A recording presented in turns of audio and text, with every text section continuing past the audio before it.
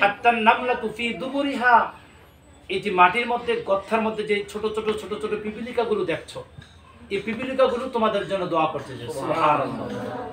তাহলে সমুদ্রের মাছ আমাদের জন্য কি করতেছে? গর্তের ছোট ছোট পিপিলিকাগুলো কি করতেছে? তোমাদের জন্য দোয়া করতেছে। সুবহানাল্লাহ সুবহানাল্লাহ। শুধু কি তাই? হাদিসে কুদসির মধ্যে রয়েছে আল্লাহ সুবহানাহু ওয়া তাআলা হাবিব বলেছেন, আল্লাহ তাআলা রাসূলকে জানিয়ে দিচ্ছেন, আল্লাহ সুবহানাহু ওয়া তাআলার নাম যদি কোনো বান্দা যদি স্মরণ করে, আল্লাহ সুবহানাহু ওয়া তাআলাও তাদেরকে স্মরণ করে। সুবহানাল্লাহ। তোমরা সকলে জানো, এই আয়াত আমাদের সকলের কাছে পরিচিত। আল্লাহ তাআলা বলেন, ফাযকুরুনি আযকুরকুম ওয়াশকুরু লি ওয়ালা তাকফুরুন। ফাযকুরুনি আযকুরকুম, আমার কোন বান্দা, আমার কোন গোলাম যদি আমাকে যদি স্মরণ করে, আযকুরকুম, আমি আল্লাহ তাআলা তাদেরকে স্মরণ করি। সুবহানাল্লাহ।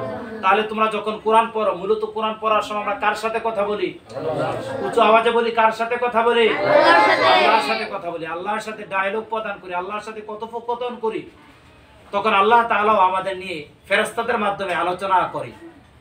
ফেরেশতাদেরকে আল্লাহ তাআলা ডাকায়। দেখো, বন্দরের মধ্যে একটি প্রতিষ্ঠান আছে দারুল কোরআন মাদ্রাসা নামে। এখানে তলেবে ইলমরা আমার নামে জিকির করছে, আমার নামে তাসবিহ পাঠ করছে। তারা কি আমাকে দেখেছে? তারা কি জান্নাত দেখেছে? তারা কি জাহান্নাম দেখেছে? তারা কি নবী কিংবা রাসূল দেখেছে?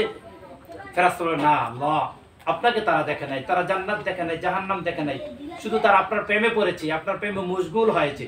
আল্লাহ তাআলা বলবেন, আমি আমার এই বান্দাদেরকে ভালোবাসবো। সুবহানাল্লাহ। ফেরেশতাদেরকে বলে, শোনো, আমি তাদেরকে ভালোবাসি, তোমরাও তাদেরকে ভালোবাসো। সুবহানাল্লাহ। আল্লাহ তাআলা যখন এই ঘোষণা দেবেন, ফেরেশতাদের যখন বলবেন আমি তাদেরকে ভালোবাসি, তোমরাও তাদেরকে ভালোবাসো, আকাশের ফেরেশতাদেরকে আল্লাহ তাআলা যখন জানিয়ে দিলেন, আরশে আযীমের ফেরেশতাদের যখন জানিয়ে দিলেন, আরশে আযীমের ফেরেশতারা আকাশের ফেরেশতাদেরকে জানিয়ে দিলেন, তোমরা তার ওই বান্দাকে ভালোবাসো। সুবহানাল্লাহ। আকাশে যখন আলোচনা শুরু হয়ে যাবে, আকাশের ফেরেশতারা জমিনের ফেরেশতাদেরকে জানিয়ে দেবে, আল্লাহ তাআলা তার ওই বান্দাকে ভালোবাসে, তোমরা ওই বান্দাদেরকে ভালোবাসো। সুবহানাল্লাহ। জমিনের ফেরেশতারা এক এক করে আমাদেরকে ভালোবাসা শুরু করে দেয়। জমিনের ফেরেশতারা যখন ভালোবাসা শুরু করে দেয়, একে অপরের সাথে বলা হয়ে যায়, উমুকের ছেলে ভালো ছেলে, উমুকের ছেলে ভালো ছেলে, উমুকের ছেলে ভালো ছেলে, একে অপর থেকে আমাদের প্রতি ভালোবাসা আল্লাহ তাআলা পয়দা করে দেয়। তার জন্য তোমরা দেখবা, বাড়িতে গেলে তোমার চাচা, তোমার জেঠারা, তোমার নিকটবর্তী আত্মীয়স্বজন তোমাকে এইভাবে বুকে জড়িয়ে নেয়, জিজ্ঞাসা করে, বাবা তুমি কেমন আছো? বাস্তব নাকি অবাস্তব? ঠিক তোমার চোখের সামনে আরেকটা ছেলে স্কুলে পড়ে, তোমারই আপন ভাই, তোমার চাচা এইভাবে তোমাকে বুকে জড়িয়ে নেয় না? তাকে জড়িয়ে নেয় না? নেয় কি?